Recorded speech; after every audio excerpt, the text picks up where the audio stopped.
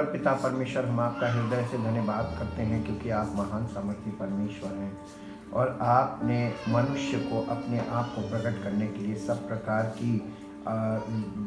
सब प्रकार से प्रयास किया और आज भी आप मनुष्य को अपनी आत्मा के द्वारा प्रकट करना चाहते पिता परमेश्वर कि हमारी मन की आँखें ऐसी ज्योतिर्मय हों कि हम अपने परमेश्वर को पहचान सकें, जान सकें और उसके साथ संबंध स्थापित करके आत्मिक तौर पर आप पवित्र आत्मा की अगुवाई में जीवन व्यतीत करें, ताकि हमारा जीवन परमेश्वर की महिमा का कारण बने, हमारा जीवन सिद्ध जीवन हो और परमेश्वर की सामर्थ्य के द्वारा, पवित्र आत्मा के द्वारा सिद्ध किया जाए और उसी की महिमा हमारे जीवन से प्रकट हो और उसी का नाम महिमान्वित हो। धन्यवाद करते हैं प्रभु, आप सब कुछ करने में सक्षम हैं इसके लिए और चाहते हैं कि पवित्र आत्मा आपके पवित्र वचनों के द्वारा हमारे हृदय से बात करे और हमारी आत्मा में वो जीवन पैदा हो जिसके द्वारा हमारा जीवन आप परमेश्वर की महिमा का कारण बन सके।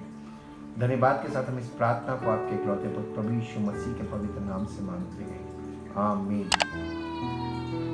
जय मसीह की। परमेश्वर का धन्यवाद हो क्योंकि वो महान है और उसकी महिमा अपरंपार है। हम फिर एक विषय को लेकर आपके साथ आए हैं।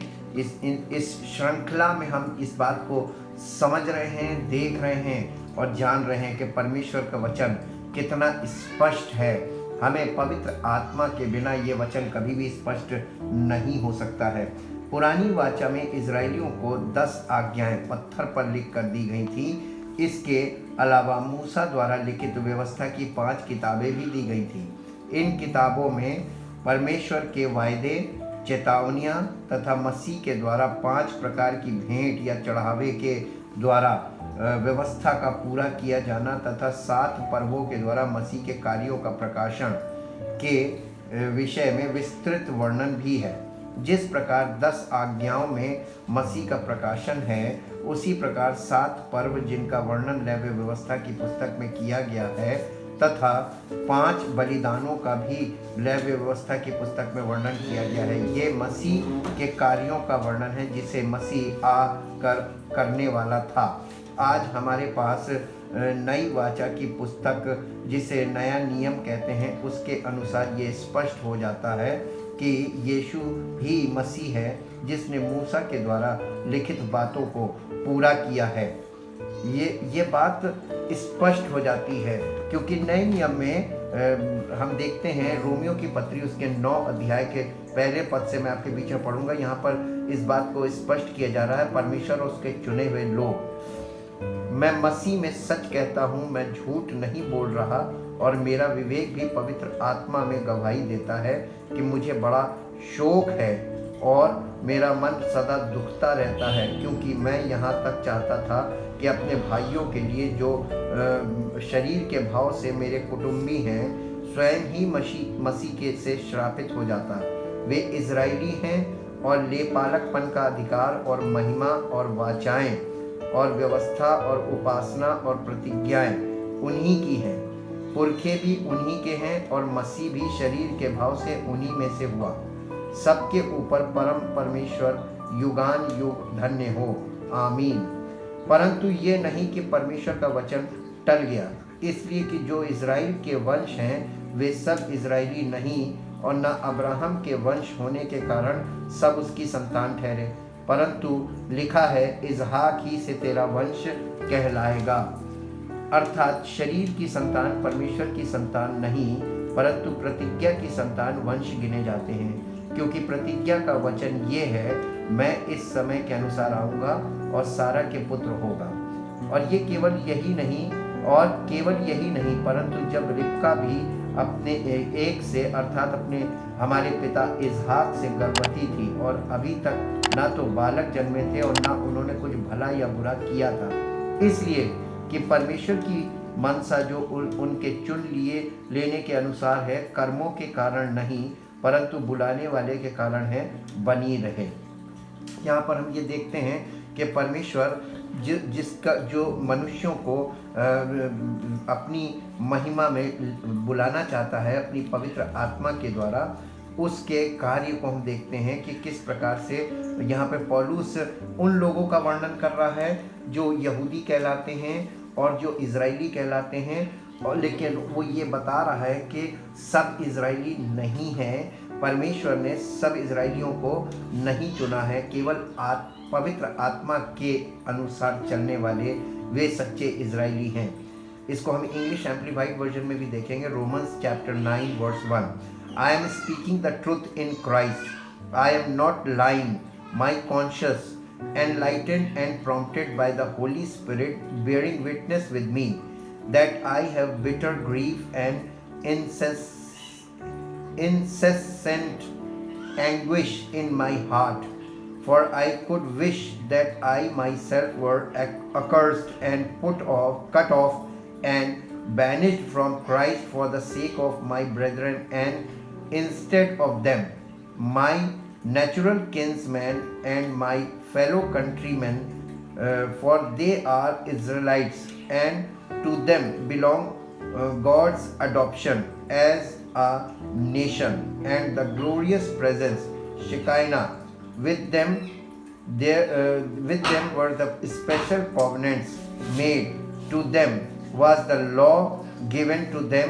The law was given to them. The temple worship was revealed and God's own promises announced.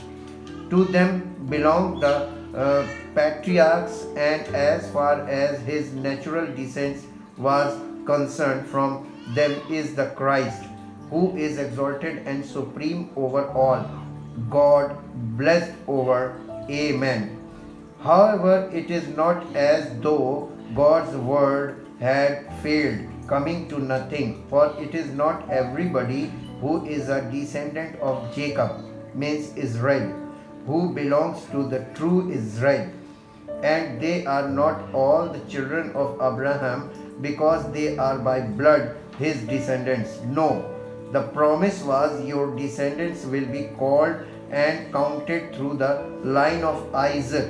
Through Abraham had an older son. That is to say, it is not the children of the body of Abraham who are made God's children, but it is the offspring to whom the promise applies that shall be counted as Abraham's true descendants.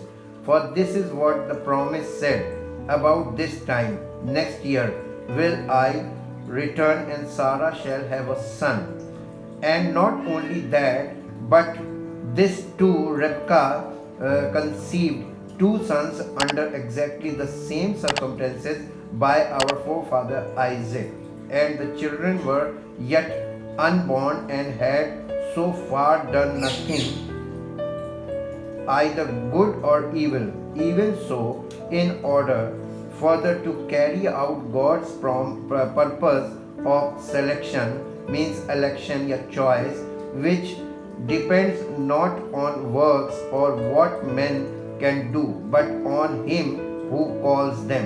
यानी परमेश्वर की बुलाहट इस बात पर निर्भर नहीं करती है कि हम कुछ करेंगे तो हम परमेश्वर के हैं, बल्कि परमेश्वर की बुलाहट हमारे उत्पन्न होने से पहले वो हमें बुला लेता है। इसीलिए लिखा है कि गर्भ में वो चुन लेता है। हम इस बात के लिए भी परमेश्वर का धन्यवाद करते हैं, क्योंकि परमेश्वर अपना काम खुद करता है। और इसी के अलावा पुरानी वाचा के अंतर्गत इजरायलियों को लिखित व्यवस्था दी गई थी, लेकिन नई वाचा में अन्य जातियों को पवित्र आत्मा के द्वारा उस व्यवस्था को उनके मनों में डाला गया है। और जिस प्रकार पुरानी वाचा में इजरायलियों को पवित्र आत्मा की अगुवाई के लिए भविष्यवक्ताओं के द्वारा चेतावनियां और मार्गदर्शन लिखित में दिए गए थे, उसी प्रकार अन्य जातियों को नई वाचा के अंतर्गत पवित्र आत्मा उपहार स्वरूप दिया गया है, ताकि पवित्र आत्मा उनके हृदय में वास करे और परमेश्वर के मार्गों में उनकी अगुवाई करे।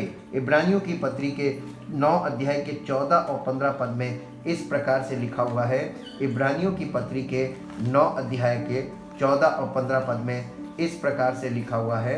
हम आपके बीच में इन पदों को पढ़ेंगे ताकि ये बात स्पष्ट हो कि परमेश्वर का वचन किस प्रकार से सब बातों को स्पष्ट कर सकता है। इसी कारण वो नई वाचा का मध्यस्थ है, ताकि उसकी मृत्यु के द्वारा जो पहली वाचा के समय के अपराधों से छुटकारा पाने के लिए हुई है, बुलाए हुए लोग प्रतिज्ञा के अनुसार अनंत मीरास को प्राप्त करें। यहाँ पर स्पष्ट लिखा हुआ है, लेकिन 14 पद में लिखा है, तो मसीह का लहू जिसने अपने आप को सनातन आत्मा के द्वारा परमेश्वर के सामने निर्दोष चढ़ाया, तुम्हारे विवेक को मरे हुए कामों से क्यों न शुद्ध करेगा, ताकि तुम जीवते परमेश्वर की सेवा करो। ये यीशु मसीह का लहू जब हमारे विवेक को मरे हुए कामों से शुद्ध करता है, तब हमारे जीवन में पवित्र आत्मा कार्य करना शुरू करता है। तो पहला काम प्रभु यीशु मसीह की मृत्यु से हमारे जीवन में जो शुरू होता है, वो काम पवित्र आत्मा के द्वारा हमारे जीवन में पूर्ण किया जाता है। यीशु मसीह की मृत्यु के बिना कोई भी व्यक्ति नई वाचा में प्रवेश नहीं कर सकता है, क्योंकि यीशु मसीह के पुनरुत्थान के बाद ही पवित्र आत्मा उंडेला गया है, ताकि जिन्हें प्रभु यीशु मसीह के बलिदान के द्वारा शारीरिक दशा से और पाप की गुलामी से छूटकर पवित्र आत्मा का दान मिले और पवित्र आत्मा के मार्गदर्शन में चलने से उनका पूरा पूरा उद्धार हो। यदि हम पवित्र आत्मा के दृष्टिकोण से देखें तो 10 आज्ञाएं भी सुसमाचार ही हैं। रोमियो की पत्री 8 अध्याय उसके पहले पद से 4 पद तक पढ़ेंगे। रोमियो की पत्री उसके 8 अध्याय को पहले पद से 4 पद तक पढ़ेंगे। पवित्र आत्मा के द्वारा जीवन। अतः अब जो मसीह यीशु में हैं, उन पर दंड की आज्ञा नहीं, क्योंकि वे शरीर के अनुसार नहीं वरन आत्मा के अनुसार चलते हैं। क्योंकि जीवन की आत्मा की व्यवस्था ने मसीह यीशु में मुझे पाप की और मृत्यु की व्यवस्था से स्वतंत्र कर दिया। क्योंकि जो काम व्यवस्था शरीर के कारण दुर्बल होकर ना कर सकी, उसको परमेश्वर ने किया, अर्थात अपने ही पुत्र को पाप में शरीर की समानता में और पाप बलि होने के लिए भेजकर शरीर में पाप पर दंड की आज्ञा दी, इसलिए कि व्यवस्था की विधि हम में जो शरीर के अनुसार नहीं वरन आत्मा के अनुसार चलते हैं पूरी की जाए। इसे इंग्लिश एम्प्लीफाइड वर्जन में भी पढ़ेंगे ताकि ये बात और ज़्यादा स्पष्ट हो जाए। हिंदी में ज़्यादा स्पष्ट नहीं हो पाती है, जब हम इंग्लिश में पढ़ते हैं तब ये बात अधिक स्पष्ट होती है। या इंग्लिश एम्प्लीफाइड वर्जन में the book of Romans chapter 8 verse 1 onwards, Therefore there is now no condemnation, no act judging guilty of wrong for those who are in Christ Jesus, who live and walk not after the dictates of the flesh, but after the dictates of the Spirit. For the law of the Spirit of life, which is in Christ Jesus, the law of our new being, has freed me from the law of sin and of death. For God has done what the law could not do, its power being weakened by the flesh, the entire nature of man without the Holy Spirit, sending his own Son in the guise of sinful flesh, and as an offering for sin, God condemned sin in the flesh, subdued, overcame, deprived it of its power over all who accept that sacrifice, so that the righteousness and just requirement of the law might be fully met in us, who live and move not in the ways of the flesh, but in the ways of the Spirit, our lives governed not by the standards and according to the dictates of the flesh, but controlled by the Holy Spirit. ये यहाँ पर इतना साफ साफ लिखा हुआ है कि जो कोई उस बलिदान को ग्रहण करेगा जो परमेश्वर ने अपने पुत्र का किया है, उसी को पवित्र आत्मा दिया जाएगा, और उसी के जीवन में पवित्र आत्मा जब तक पूरी तरीके से उस व्यक्ति के जीवन को नियंत्रण में नहीं लेगा, तब तक उसका जीवन पूरी तरीके से उद्धार नहीं प्राप्त कर सकता। परमेश्वर ने यीशु मसीह के द्वारा उन 10 आज्ञाओं को सिद्ध करके अपना पवित्र आत्मा उंडेल दिया, जिसकी जानकारी लिखित वचन के द्वारा कोई भी प्राप्त कर सकता है। आज लोगों के सामने जो मुख्य प्रश्न है वो ये है कि पवित्र आत्मा कैसे प्राप्त हो सकता है। पहली और मुख्य बात इस प्रश्न की ये है कि पवित्र आत्मा को कोई भी किसी रीति से प्राप्त नहीं कर सकता है। पवित्र आत्मा देने वाला तो परमेश्वर ही है और परमेश्वर जिसे उचित समझता है उसे ही पवित्र आत्मा देता है और पवित्र आत्मा सब प्रकार के वरदानों का आत्मा है। इसलिए जिसको पवित्र आत्मा मिलता है उसके द्वारा परमेश्वर के वरदान कार्य करते हैं। परमेश्वर के वरदान भी कोई व्यक्ति अपने प्रयासों से प्राप्त नहीं कर सकता है। पवित्र आत्मा की अगुवाई में जीवन व्यतीत करने वाले व्यक्ति को जब वो पवित्र आत्मा के द्वारा सिद्ध हो जाता है तो उसे पवित्र आत्मा के फलों द्वारा प्रकट करके उन वरदानों के द्वारा जो कलीसिया की सेवा के लिए दिए जाते हैं, ताकि पवित्र आत्मा के द्वारा अद्भुत कार्य करके जो लोग प्रभु यीशु मसीह पर विश्वास ला रहे हैं उन्हें विश्वास में दृढ़ बनाए। इसलिए इब्रानियों की पत्री 12 अध्याय में लिखा है कि विश्वास के कर्ता और सिद्ध करने वाले यीशु को ताकते रहें। ये नहीं लिखा है कि प्रार्थना करते रहें, ये भी नहीं लिखा है कि प्रचार करते रहें। जो आज जो कलीसियाओं में लोग कर रहे हैं वो करने के लिए लिखा ही नहीं है।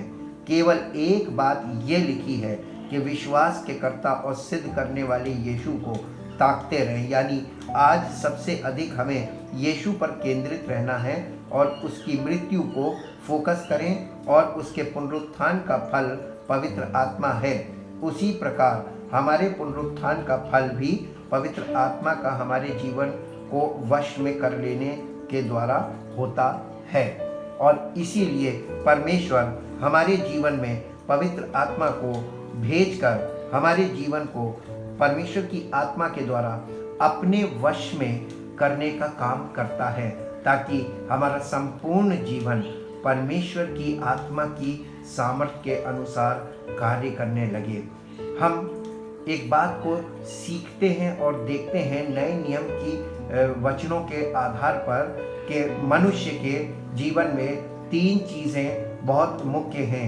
एक, मनुष्य का शरीर जिसके अंदर उसका प्राण है, जिसके कारण पर उसका शरीर जीवित अवस्था में होता है, और अगर प्राण निकल जाता है तो मनुष्य का शरीर मृतक हो जाता है, यानी डेड बॉडी। और यही प्राण जब अपनी इच्छा को पूरा करता है, अपनी इच्छा के अनुसार जीवन व्यतीत करता है, या शरीर की इच्छा को पूरा करता है और शरीर की इच्छाओं और अभिलाषाओं के अनुसार कार्य करने लगता है, इसी को शारीरिक जीवन कहते हैं। क्योंकि प्रत्येक मनुष्य की आत्मा जो उसका विवेक है वो डेड पोजीशन में है, मृतक अवस्था में है, क्योंकि उसकी आत्मा को पवित्र आत्मा के द्वारा ही जीवन प्राप्त हो सकता है। इसके अलावा कोई दूसरा विकल्प नहीं है।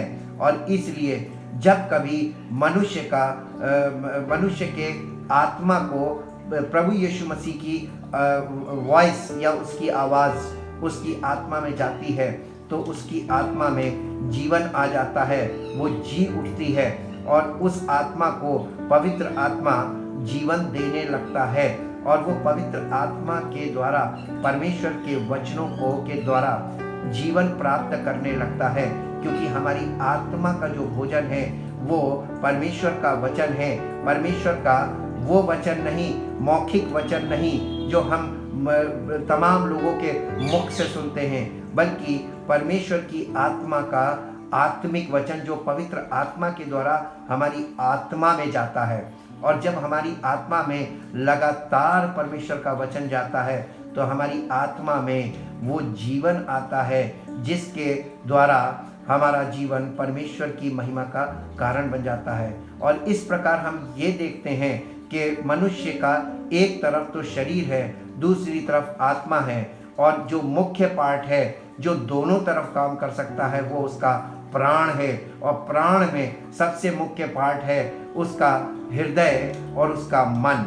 और हृदय और मन के अंदर पवित्र आत्मा का कार्य जब तक नहीं होता है, जब तक पूर्ण नहीं होता है, तब तक हमारा जीवन शारीरिक दशा में ही रहता है। जब हमारे जीवन में परमेश्वर की आत्मा के द्वारा सिद्ध हो, हमारा जीवन सिद्ध हो जाता है और पवित्र आत्मा के पूरी तरीके से हमारी आत्मा पवित्र आत्मा के कंट्रोल में हो जाती है, पवित्र आत्मा के नियंत्रण में हमारी आत्मा हो जाती है, तब हमारा जीवन आत्मिक जीवन हो जाता है।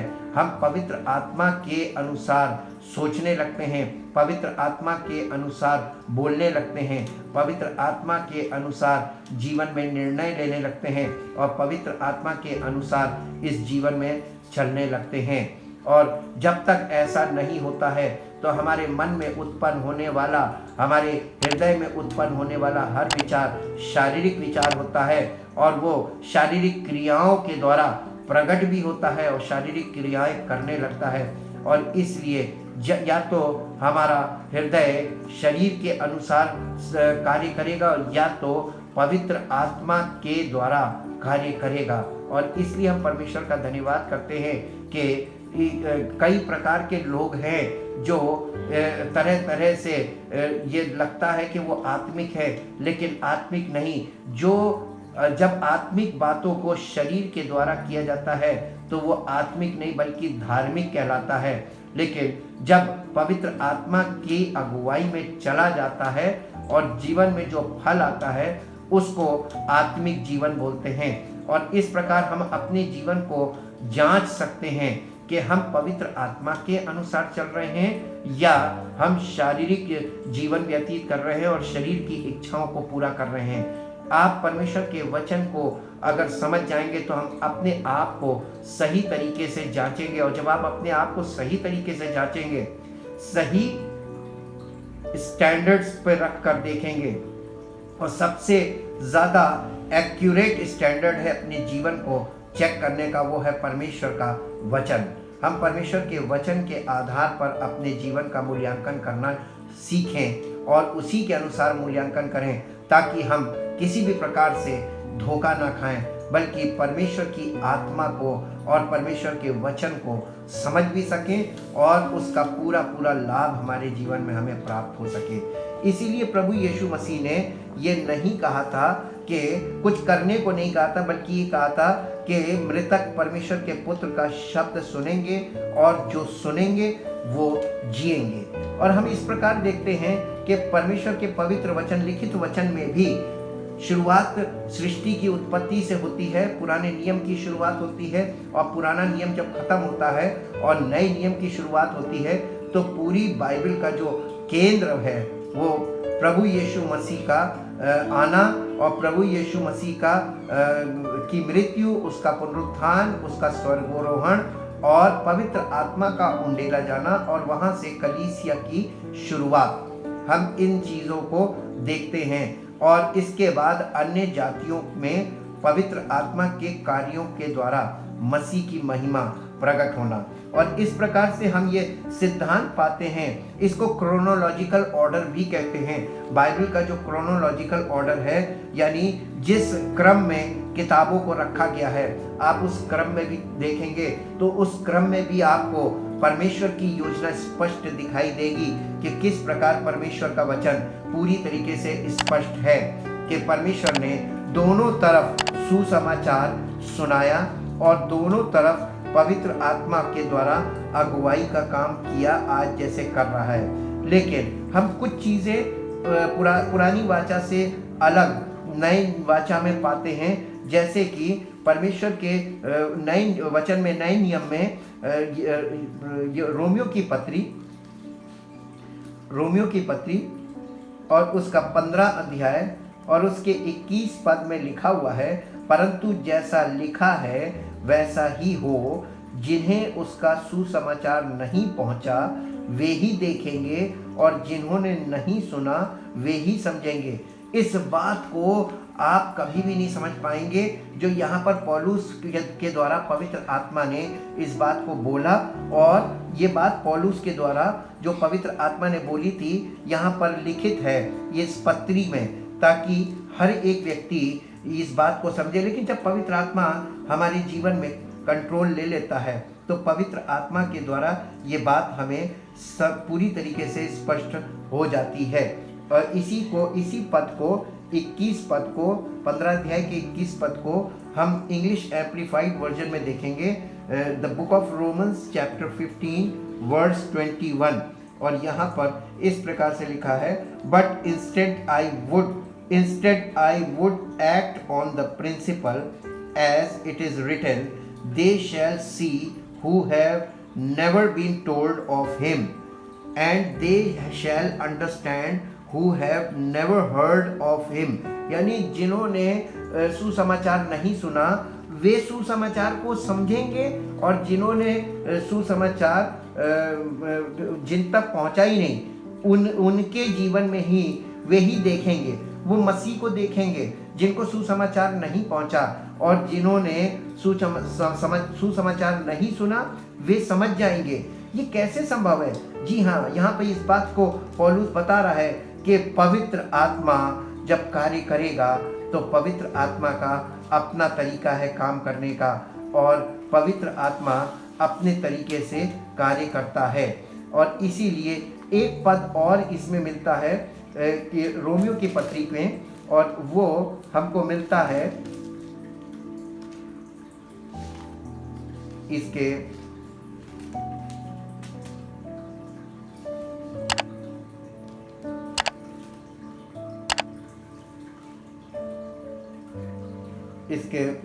11 अध्याय में, और यहाँ पे इस प्रकार से लिखा हुआ, इज़राइल पर परमेश्वर की दया। इसलिए मैं कहता हूँ, क्या परमेश्वर ने अपनी प्रजा को त्याग दिया? कदापि नहीं। मैं भी तो इज़राइली हूँ, अब्राहम के वंश और बिन्यामीन के गोत्र से हूँ। परमेश्वर ने अपनी उस प्रजा को नहीं त्यागा जिसे उसने पहले ही से जाना। क्या तुम नहीं जानते कि पवित्र शास्त्र एलिया के विषय में क्या कहता है कि वो इज़राइल के विरोध में परमेश्वर से विनती करता है, हे प्रभु, उन्होंने तेरे भविष्यवक्ताओं को घात किया और तेरी वेदियों को ढा दिया है, और मैं ही अकेला बचा हूँ और वे मेरे प्राण के भी खोजी हैं। परंतु परमेश्वर से उसे क्या उत्तर मिला? मैंने अपने लिए 7,000 पुरुषों को रख छोड़ा है जिन्होंने बाल के आगे घुटने नहीं टेके हैं। ठीक इसी रीति से इस समय भी अनुग्रह से चुने हुए कुछ लोग बाकी हैं। यदि ये अनुग्रह से हुआ है तो फिर कर्मों से नहीं, नहीं तो अनुग्रह फिर अनुग्रह नहीं रहा। इसलिए परिणाम क्या हुआ? ये कि इज़राइली जिसकी खोज में थे वो उनको नहीं मिला, परंतु चुने हुओं को मिला, और शेष लोग कठोर किए गए। जैसा लिखा है, परमेश्वर ने उन्हें आज के दिन तक भारी नींद में डाल रखा है, और ऐसी आंखें दी हैं जो ना देखें, और ऐसे कान जो ना सुने।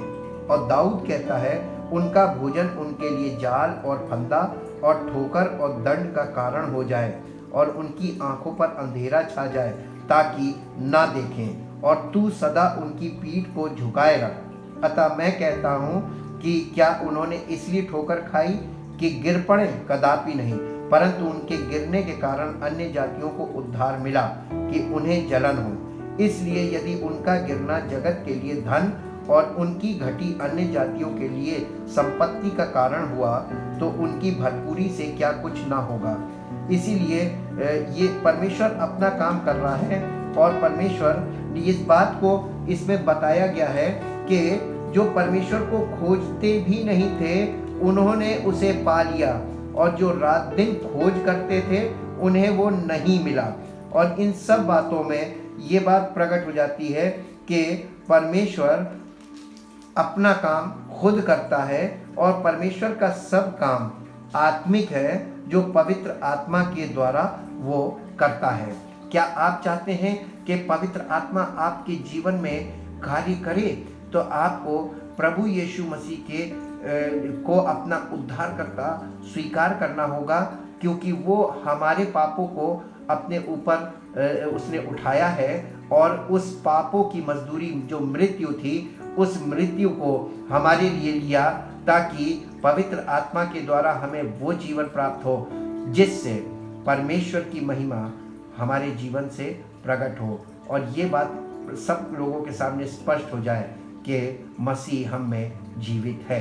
जिस प्रकार पौलुस ने ये बात बोली थी कि अब मैं जीवित ना रहा वरन मसीह मुझ में जीवित है, और अब जो मैं जीवित हूँ केवल उस विश्वास से कि वो हमारे पापों के लिए मारा गया, गाड़ा गया, और उसकी आत्मा के द्वारा अब मैं अपने जीवन को व्यतीत करता हूँ। आइए हम भी इसी काम को करें। हम हमारे जीवन में पवित्र आत्मा कार्य करे और उसी के अनुसार हम चलें, ताकि हमारे जीवन से परमेश्वर की महिमा हो और हम परमेश्वर के योग्य बने और उसके प्रेम को और उन सब चीज़ों को जो हमारे जीवन के लिए भी आवश्यक हैं प्राप्त कर सके। खुशी से वो हमें देने को तैयार है, और ताकि हमारे जीवन में किसी प्रकार की घटी ना हो। परम पिता परमेश्वर, हम आपका हृदय से धन्यवाद करते हैं आपके इकलौते पुत्र प्रभु यीशु मसीह के लिए, उसके उस बलिदान के लिए जो उसने हमारे पापों को अपने ऊपर उठाया और पापों की जो सज़ा थी उसको स्वयं ले लिया, उस मृत्यु को स्वयं लिया, ताकि हमको जीवन मिले और अनंत जीवन मिले और सामर्थ्य से भरा जीवन मिले, उन्नति से भरा जीवन मिले और परमेश्वर की भरपूरी से भरा जीवन मिले, और परमेश्वर की इच्छा हमारे जीवन में प्रतिदिन पूरी हो और उसका नाम महिमा पाए। धन्यवाद करते पिता परमेश्वर, और चाहते हैं जब लोग आपके वचन को ध्यान से सुने और समझें, प्रभु उनके जीवन में पवित्र आत्मा का कार्य हो और पवित्र आत्मा के द्वारा उन्हें भी अनंत जीवन मिले, ताकि उनका जीवन आपकी महिमा का कारण बने। धन्यवाद के साथ इस प्रार्थना को आपके इकलौते पुत्र प्रभु यीशु मसीह के पवित्र नाम से मांगते हैं, आमीन। परमेश्वर की अपरंपार आशीष आपको प्राप्त होती है। Praise the Lord.